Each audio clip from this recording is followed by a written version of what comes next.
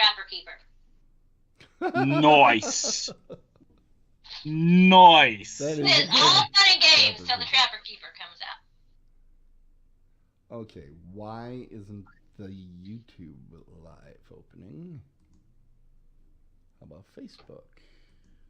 I'm at this convention over the weekend, and one guy tells me that getting old is like being an Etch-a-Sketch. All you have to do is bend over to tie your shoes, and you forget what you were doing there.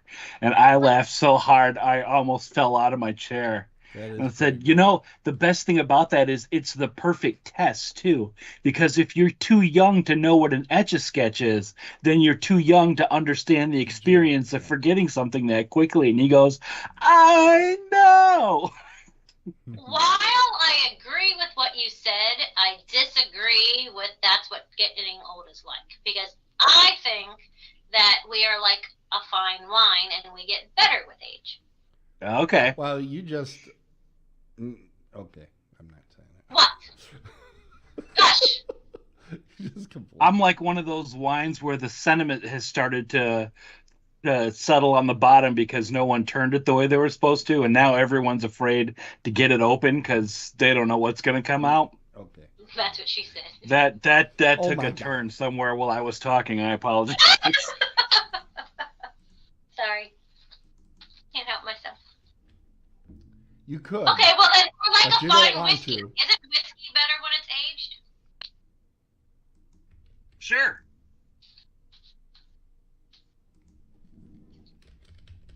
Nothing. I'm busy running things. Let me see if something's...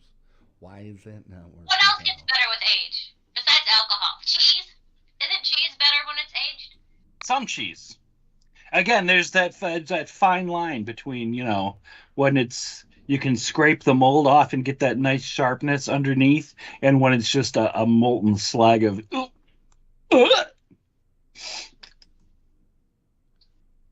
a good charcuterie board shows how nice it is to age correctly.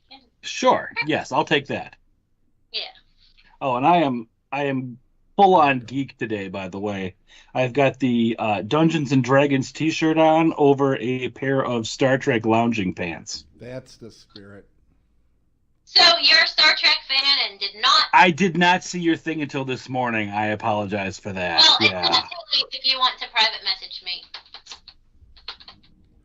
I have the Michael Myers, it says, what is it? What does my shirt say? Oh, get a man that'll chase you or something like that.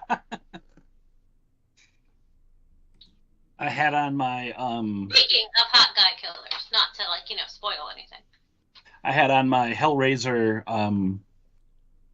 camping shirt yesterday when I went out to see it in 4K and all its 4K glory on the big screen. Overrated. Don't even. I have to say though that the 4K experience does not make those special effects at the end any better. Just makes them more special looking. Yeah. It's okay to disagree. Yes, it is. Why is it doing that? All right, where we at? How much time we got? 4:44. 4 minutes. 4 minutes. Almost. Why does it keep doing this? I would just like to say that I don't believe in Valentine's Day, but yet I'm having a Valentine's Day special. Because what is more special than killing people on days that are about hearts? See, it all goes together. It's like a unicorn. Oh yeah, that actually, it's a little bit beautiful. It is. I think so.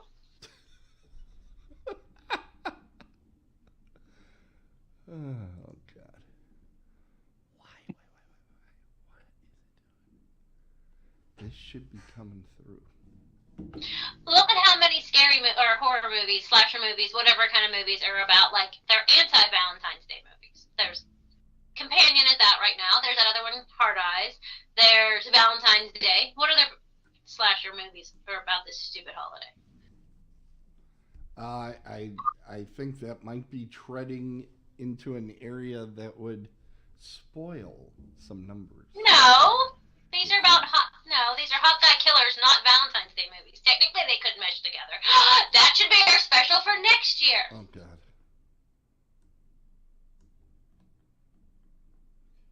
That's what she said.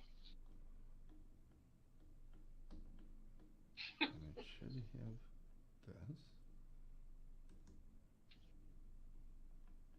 We need Jeffy. You boys are too quiet. I'm working. Sorry. Is that going to come through? Why is this not going? This should be going. So Cieslak, where did you get your mug from? Renaissance Festival. Well, that makes sense. There's probably a lot of those there. There's it's funny. We also have a pair of champagne flutes that have dragons as the stems, and as they if you bring them together, they make a little heart. And pretty much everyone I know has something similar to that. Like, we've all got the dragon stems. Well, that's nice. I don't have that. I need champagne glasses that have unicorns on them.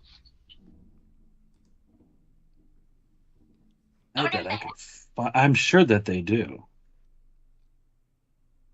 Unicorns and dragons kind of go together. No, clearly not. Yes, they do. One's a real creature. Yes, a unicorn is a real creature. No. Yes. No. Yes. That would be incorrect. You would be incorrect. That's yet. Your mom's incorrect. Ooh. Sick Your bird. mama. Your face is incorrect. Ouch. Ouch. Hush. Oh, these are really. I when you said that, I started looking up unicorn champagne flutes, and a lot of these are really ugly. I was gonna send you links, but I'm like, these are. Ugh. They're horrible. I mean, they've got this one here, but it looks like it's like being impaled. Instead of impaling something. There is that unicorn movie coming out, too. Yes, there is. What unicorn movie? With Is it called Jenna Unicorn? Ortega.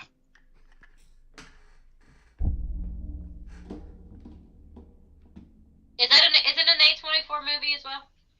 Oh, well, That there's I your don't problem. know. Those are peacocks. Why are you giving me peacocks when I specifically said unicorn, you piece of Fucking Google. Suck my balls.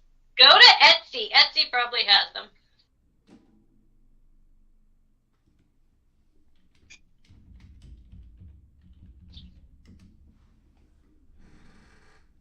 Looking to see if there's like a maker's mark on mine to see if I can, but there isn't. I'll have to check out the champagne flutes and see if they have a maker's imprint on it so I can find the people that did them.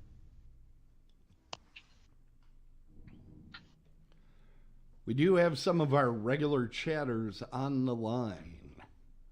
Yay! Hi, regular chatters. Not to be confused with regular chatterers. Oh, I don't have a Dragon's Roost one. I gotta get that. That's something I need to work on for next week. Okay. Okay. Everything's ready. We should be able to start on time. Yay! Hoorah! Woo woo! Is it time? It is time. Yay! Are we there yet? We are. We're ready. Okay, I'm going to hit the magic button. Let's make sure everything is marked. Who's Mark? Oh, God. That's what it is, huh? Okay. We'll do the show anyway. Here we go.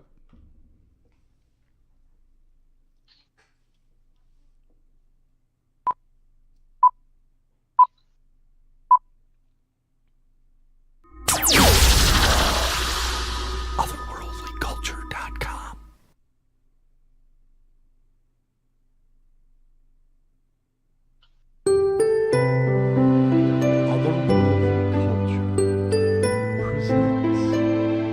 special Valentine's Day.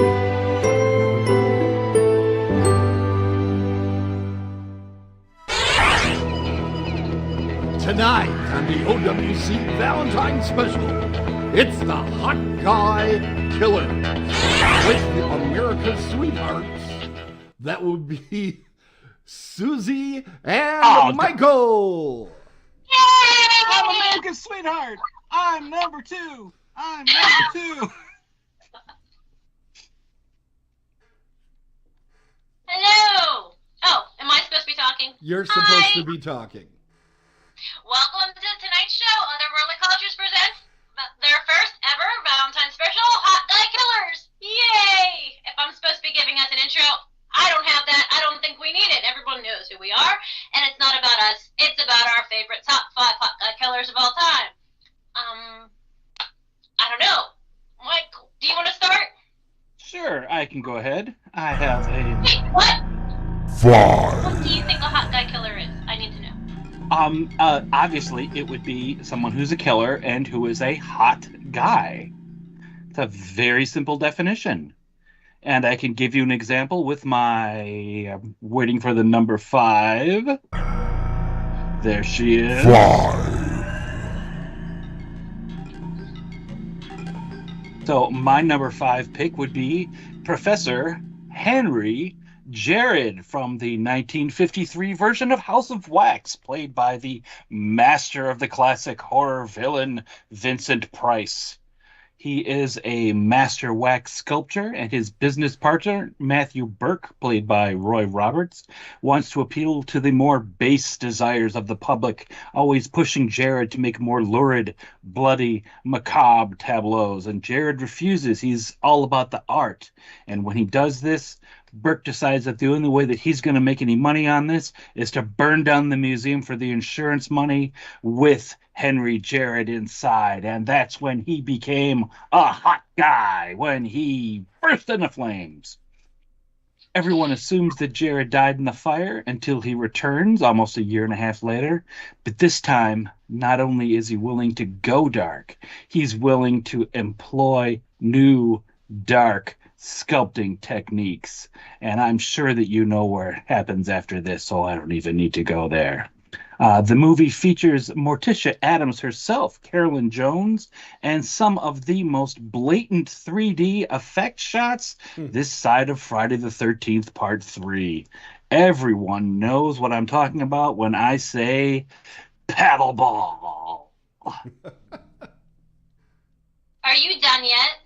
I am done yet. What is your definition of a hot guy? Not the same as yours. I think we went in 2 different directions tonight. My definition of a hot guy killer is one that I find yummy even though he kills. I don't know where to go from here. My number 5. Are we ready for that? I don't know. Yes. I missed it. 5. Yeah, I went a totally different direction. My number 5 is Tyler Mane. And admittedly, I missed out on his hot guy factor until Horror Realm 24 last year.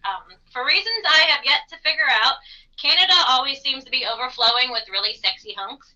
And this 6'8" hot guy killer is definitely one of their finest creations ever. The gentle giant with a cute butt had every lady at Horror Realm last year completely swooning with his charm, soft-spoken, chiseled to perfection face, and freaking amazing buff arms. I don't know if you have a picture of him with his arms, but there it is.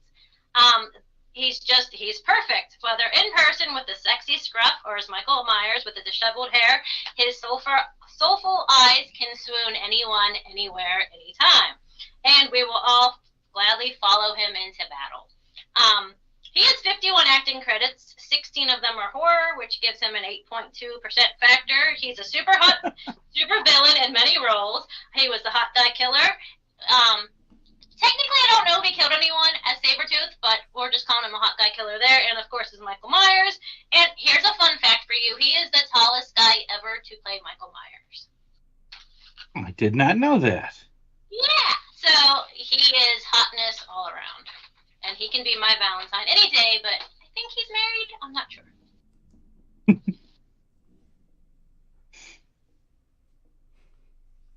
So yeah, that's all I got on him. That you don't really need anything else. He's hot. He's doable. He's a killer. Doable.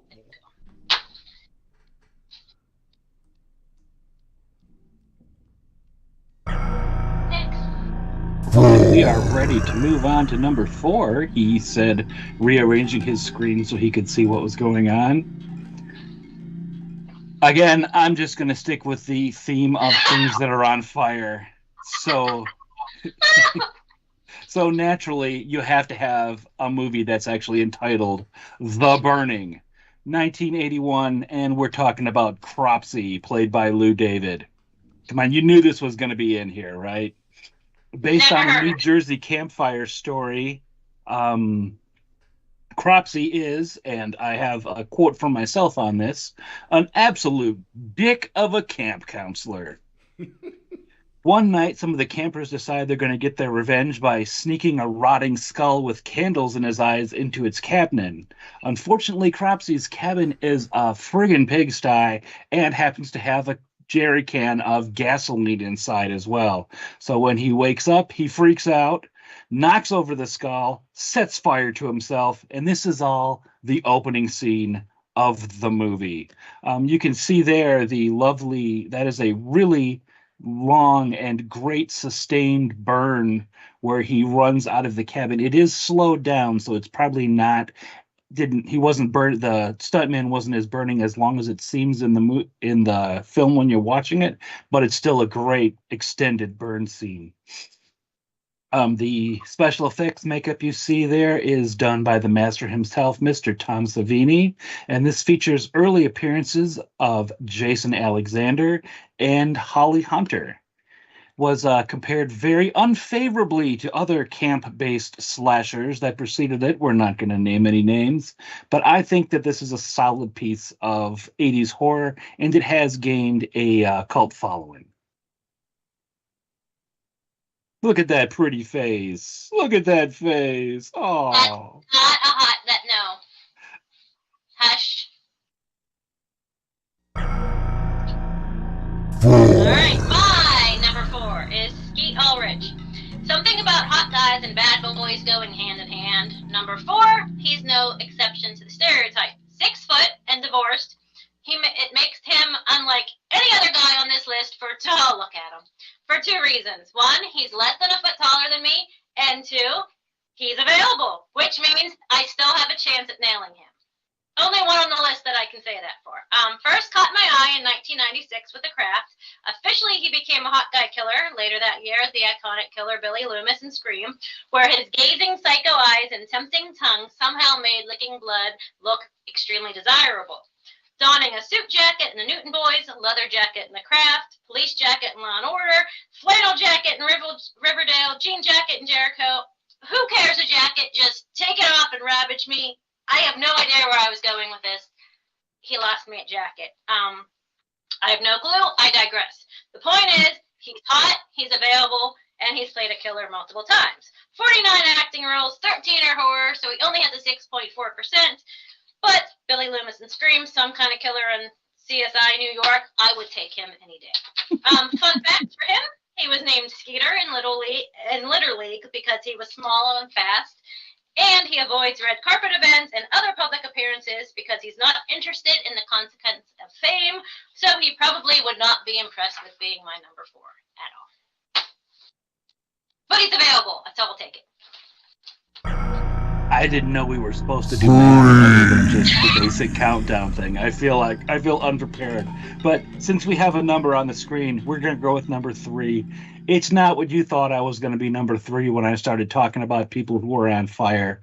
You may have thought that I had a whole theme going here with the red and the green. That just happened to happen. It has nothing to do with my number 1 pick because my number 3 pick is Frederick Krueger from the Nightmare on Elm Street franchise. How is Freddy not number 1? We all knew that the granddaddy of all burn victims was going to be on the list somewhere. probably thought he was going to be taking the #1 spot when I started spouting off my weird people who were on fire thing. But I've got some people I think you're going to agree with as far as killing and being hot go. Little hotter, little cooler, little killier. I just invented that word. What is there to say about the classic villain portrayed by Robert Englund that hasn't already been said? Many remember him only as the wisecracking villain that he is in the later movies, but go back and watch that first film again. That first film, I'm turning very British all of a sudden after saying aluminium in the pre-show. Go back and watch the original Nightmare on Elm Street again. There's no humor in his game there. He's all about scaring the crap out of people. Lots of great horror, crazy amounts of gore, really trippy, creepy imagery. And of course, Heather Langenkamp's Nancy is such a great final girl that she comes back not once, but 2 subsequent films. Little hand clapping for Mr. Englund, who gives out free hugs. Aw, I want a hug.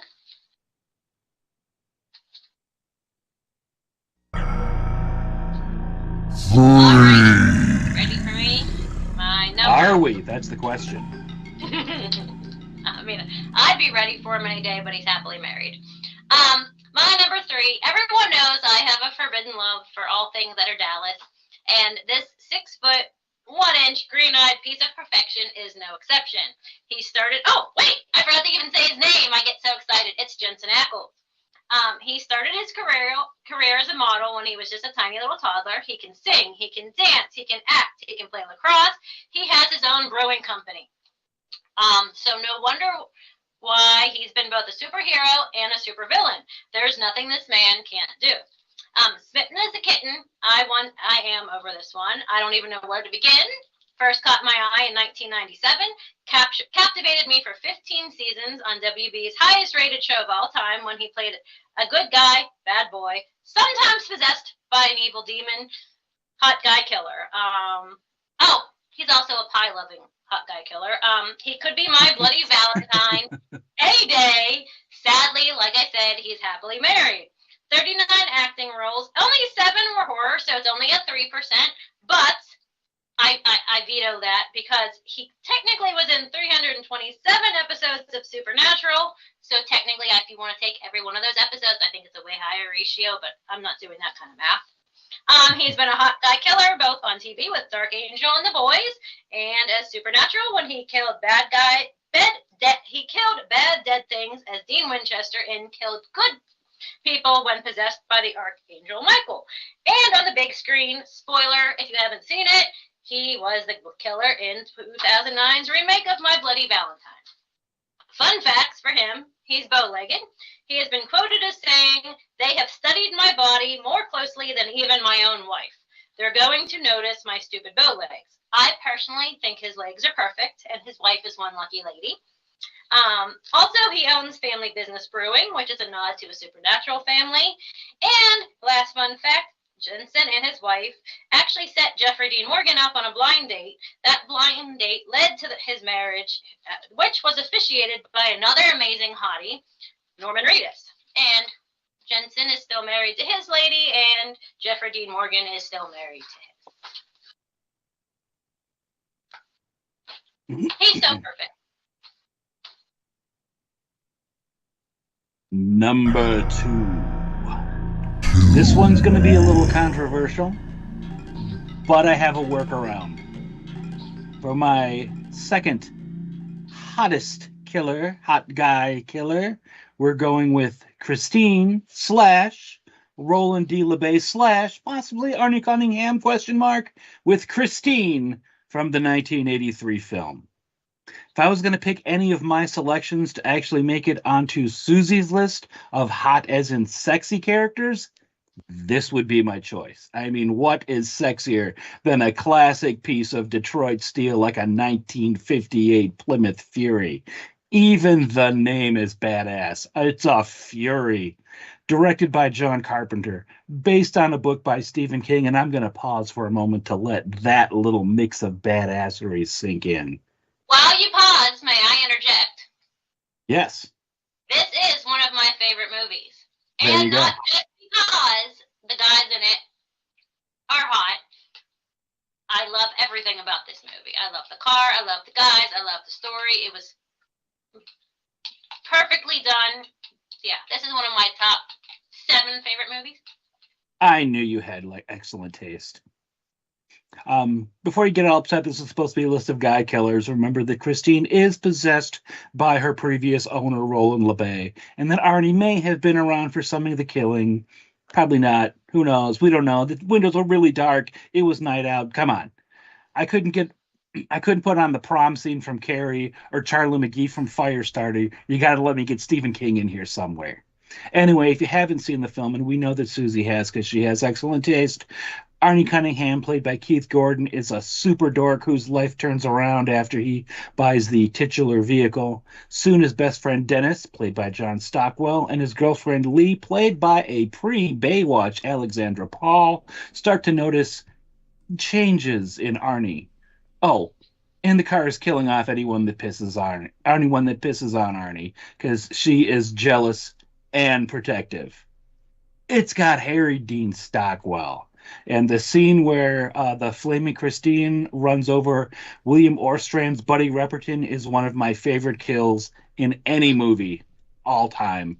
And it's one that I reenacted years ago, although the car wasn't on fire at the time. I'll have to put that picture up later on.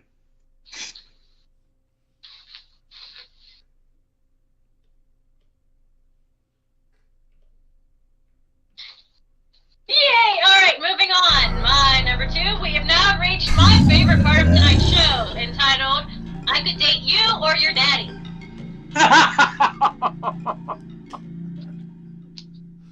That's creepy as Hold on, hell. I need a minute here. Jeffrey Dean Morgan.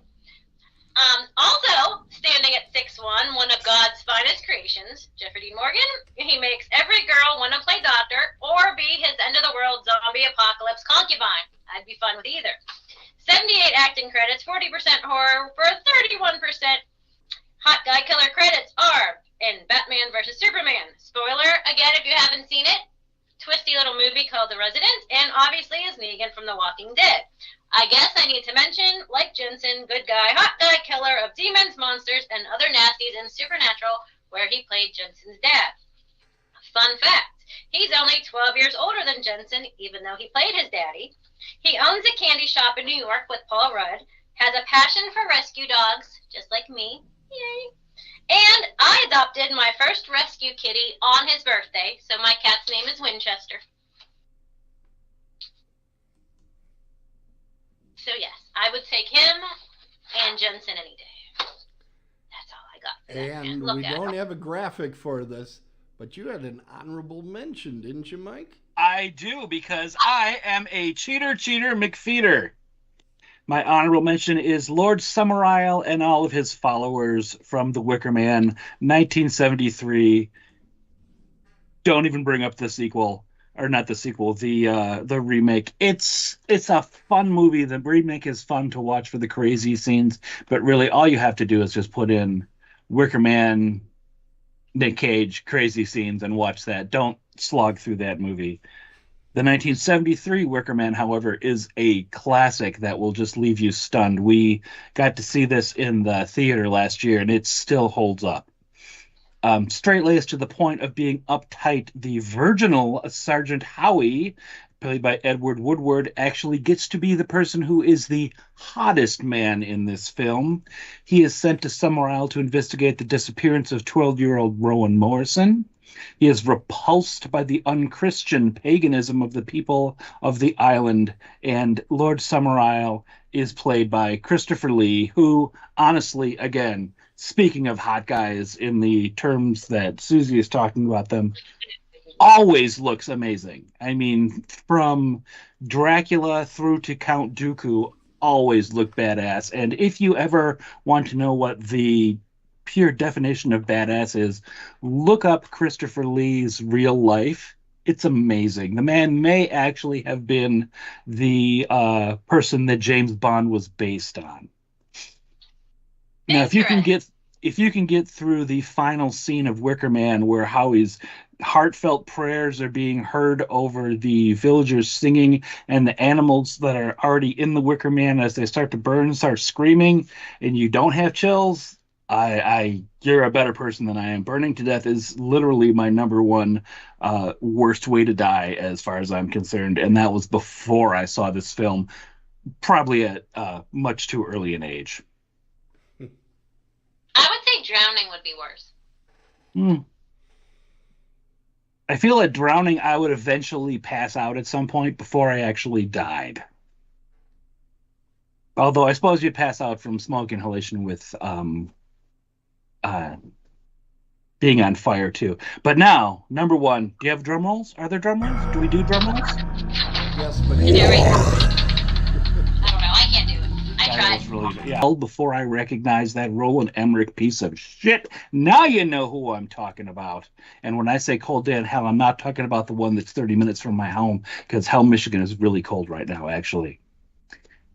37 films, that's more than Jason and Michael combined, recognized by the Guinness Book of World Records as, and I quote, the longest continuously running film series. He's got a star on the Walk of Fame. He received the MTV Lifetime Achievement Award. I'm talking about the G-Man, the Oju Kaiju, the king of monsters himself. Go, go, Godzilla! Meh. Whatever metric you use to measure him, he's a bad mother. Total kills, he's every one that we put together by a factor of 1,000. He's killed Tokyo so many times that it is even funny. You want to talk about hot? He's literally a walking nuclear furnace. He's capable of blasting out atomic breath. He's taken on other kaiju, beings from outer space, creatures created out of toxic sludge, aliens, even robot versions of himself, and he's come out victorious. In the span of I'm sorry? Are you sure it's a he? According to the websites that I spent a lot of time on, they are listing Godzilla as a he. Okay. I didn't know. Again, the Roland Emmerich version, probably a female because that one laid eggs. But again, that's just Zilla because there's no God there. In terms of the films, he ranges from a villain to kind of an anti-hero to an outright hero and then back again. The films themselves have gone from dark with socio-political overtones to action punch-em-ups to action comedies. I'm really kind of surprised we didn't have the jumping or the flying on my tail, but those are there. You just saw another reason that I'm an absolute fan. His big bad that goes up against him is, of course, the three-headed dragon. So... I got to get my dragon stuff in there. So my number one hottest is Godzilla. Yay, Godzilla. And my number one, yay, drum roll, where's the confetti, the sparkles, the everything? It's Robert Ressler. Yay! I think everyone might have known that was coming. Also, it's 6'1". So here's my question before I even start going on and on about his awesomeness. Is 6'1" like the average height for a guy, or do I just have a type? I think maybe Hollywood has a type, but then... Well, that's fair. So, great hair, great body, sexy dark eyes. This guy happens to be the oldest on the list, but as I always say, like a fine wine, we get better with age. Considering he's the gold standard when it comes to arrogant heartbreaker characters, I would say he's also the finest. Blessing all of the girls on the big screen for the first time in 1985's Nightmare on Elm Street 2, it was thanks to his lathered-up role in 1988's Shag that his no good for you but oh so wonderful bad boy persona caught my eye, ruining nice guy chances for all the men in the world forevermore. This is where we all learned that bad boys are the best.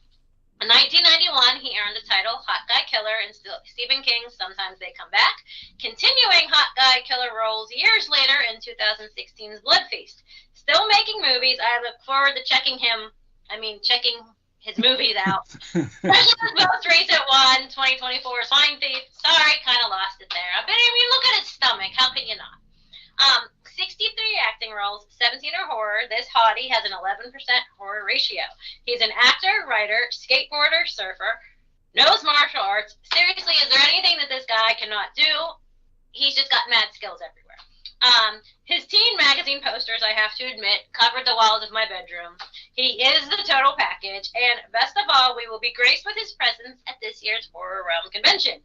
Everyone give it up for and congratulate Robert Ressler on being the hottest of the hotties of Otherworldly Culture's first ever Hot Guy Killer special. Yay! And I look forward to meeting him in person. I promise I will behave myself when I present to him Otherworldly Culture's 2025 Hot Guy Killer trophy. Yay! I see a restraining order in your future. Save myself. Fun facts. His first role was in 2 episodes of The Facts of Life. In December of 2024, he got to work with his son on his son's first leading role in a movie, Razor Boy. Also look forward to hearing about details about that in the panel. He actually skateboarded and surfed on a semi-professional level. Not only does he have a great hiney, he was actually in a Heineken commercial, too. One point, he didn't eat red meat. I'm not sure if that's still true. I'm sure we can ask him that during his panel. Also, just so you know, I was not the only one bewitched by his body and shag. It has actually been noted in articles that he was cast, even though he's an amazing actor, he was actually casted for his heartthrob appeal and not for his acting skills in that movie. There is even, just so you know, it's not just me, there is a Pinterest page titled 76 Robert Ressler Ideas. And it is just 76 pictures of him and the reasons why women love him. Other interesting fact, he had an audition on the original Nightmare on Elm Street. Him and Charlie Sheen auditioned together, but neither got to read because Johnny Depp and the other guy were already cast. So, at the special Valentine treat, if Jeffy Miller is watching, I also have, are you ready for this, a Pauly Shore connection. Robert Ressler was in with Tom Fridley. They were both in Tonight's the Night, and Tom Fridley and Pauly Shore were in Phantom of the Mall's Eric Revenge. So, that's all I have for him. He's perfect in every way. Yay! Is that a heart? How do you make a heart? I don't know. I'm not 12. But yeah, that's him. Look! And he's going to get that certificate when we meet him, too. It's going to be great. I can't wait. So that's it. That's my top 5. Fantastic. We do have some promos. Do you want to go through those, gang? We do. Well, do you want me to go first? Do you want to go first? You went first. Well, let me get some things set up for you here. We're going to start with our friends at Otherworldly Culture. On Dead on Thursday next week, we do have Dead on the Bases. Yay! Yay! And one thing we have to talk about is one of our panelists is going to be at Horror Realm with his own activity. Mike, what are you bringing along to Horror Realm? I am bringing along a a brand new setup that I hope will actually work, because I've tried out a new way of displaying the books instead of just having them in a rack on the table. I've got some folding bookshelves, and I realized that I needed another set of bookshelves. So I marked out the space that I will have as a vendor at Horror Realm, and tried to figure out the best way of putting all those in there. And I have a sneaking suspicion that nothing that I came up with is actually going to work, and I'll wing it, and I'll have something even cooler while I'm there. But if you guys are there in Pittsburgh, come out and say hi. All right. Suzy, you wanted to tell us about this next young man that's coming to Horror Realm. So one of the other things at Horror Realm will be, well, first of all, I guess I should back up. Sorry if I get tongue-tied, but that's the one thing we we can't forget about with Horror Realm is the amazing vendor hall we have. Our vendors are what pretty much brings it all together, and we couldn't be there without them. The one that I am most excited about is a very special young man that you have up there. He actually made this, my little Tinkerbell thing. I think it's amazing. I love all of his stuff. I'm definitely going to go broke when I go to his table. But he's a very, very special young man. He goes by the Autistic Tiger. He's an amazing human. He's a 10-year-old autistic boy. His name is Tiger. He has limited verbal ability, but as you can see behind me with my Tinkerbell, he is an incredibly talented artist. I don't even know what to say, how to even begin with him. I'm just so unbelievably impressed with him. I can't wait to check him out. Tiger created the Autistic Tiger character when he was only 6 years old. All of his original art gets to promote autism awareness by showcasing the positive aspects of autism. Definitely stop by his table, check him out on Facebook, order some of his stuff through Shopify. He does commissions, he does his regular artwork that he comes up with himself. He's got hoodies, he's got sweatshirts. I mean, it's just, I can't say enough about this kid. I'm just blown away. And another friend of yours is also going to be... Yes, Darkside Collectibles. Timmy from Plumboro, check it out. He got me these earrings, perfect for tonight. It's called Horror Hottie. Just want to give a huge shout out, thank you to Darkside Collectibles for the killer earrings. They were perfect for tonight. Darkside Collectibles is a specialty horror, sci-fi, pop culture shop in Plumboro. They have t-shirts, hats, coffee mugs, artwork, shadow boxes, little, I don't know what you call them, blade, knifey replica thingies, local artists. They have jewelry, obviously, stickers, posters. Best of all, they have freshly popped popcorn in a nice little old-fashioned popcorn maker, and it's free, and they give you bags of it, and it's so yummy, and you can just sit there and pop the popcorn while you can. I spent 2 hours the other day just walking around looking at everything. Totally go check them out. Load up on some killer clown stuff before heading over to the Horror Realm convention at the Crown Plaza in the South Hills. It's perfect. Suzy, how is it possible for you to eat? Because every time I see you, all you do is talk. Pop the popcorn. I have an addiction to popcorn. I could just sit there and just give me popcorn. I won't say a word. Well, we also okay. So we also know how we can lure her away from Mr. Rustler as well. Yes, give me popcorn. I'll just lose. Yeah, as I lose my mind over him, I will just squirrel to where the popcorn is and be done. Yeah, I'm telling you, I will be on my best behavior with him. I suspect that won't be enough. I suspect there will need to be some sort of legal action taken. No. Listen, he is a great family man. He is happily married. If it was Skeet, then you might have to get the restraining order because I have a chance with him. Or the restraints. Yeah, just restraints in general. That would be fun. Sounds like I don't a good know. idea. I knew you were going to go there. I'm so glad you took that. I was like softball throwing that over the plate for you. There is one more shout out that I didn't give Tim a heads up about that I just thought about that is really special that I want to do. I wanted to give a special 1-year anniversary shout out to Death Comes Lifting. This is the 1-year anniversary of their storefront gym. Death Comes Lifting specializes in fitness for the misfits. They creating a multimedia universe that serves the community online and in person, fostering all of your physical, mental, spiritual needs while in a group setting or one-on-one. Check them out online in the gym at Horror Realm, and they have some pretty rockin' hoodies and other clothing as well. So congratulations on the gym, the physical gym, being there for a year now. I think they have some events going on this weekend in Pittsburgh too. But yeah, they're doing a lot of good work. All right, and now we shift over to Horror Realm, which is only 20 days away at this particular point. One of the things that people sometimes forget about is the fantastic film room that they have with movies going almost the entirety of the entire convention time. It's really worth checking out the schedule, which right now is out on their website. They have a whole film festival. Absolutely. Of course, everybody thinks about the guests when coming to Horror Realm. Why don't you guys tell me some of the guests you're looking forward to seeing this year at Horror Realm? Well, I think it's a no-brainer. I don't know. Yeah, I wonder who will be. Yes. Robert Russler's my number one, but also, Lisa, what's your last name, Lisa? Something, Shrag. I forget. Yes, she played Mary Lou in Hello, Mary Lou Prom Night too. I'm probably most excited about her. And then you can't forget Diana Prince, better known as Darcy the Mail Girl. All right, what about you, Michael? We're going to allow you to speak once. Anyone you're in particular interested in seeing?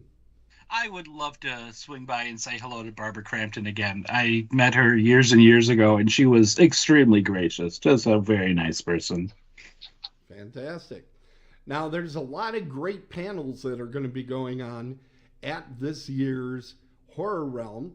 On Friday night, we have the Thanksgiving panel at 6 p.m. Michael Berryman on Friday night at 7 p.m. At 8 p.m., we have 2 from Evil Dead 2. And then at 8:30, Suzy will be attacking poor Robert Russler. He doesn't have a chance. I will not. I will respect his happy hum. I will not do a thing. Okay. In the evening on Friday, we have Scarioke starting at 10:30 p.m.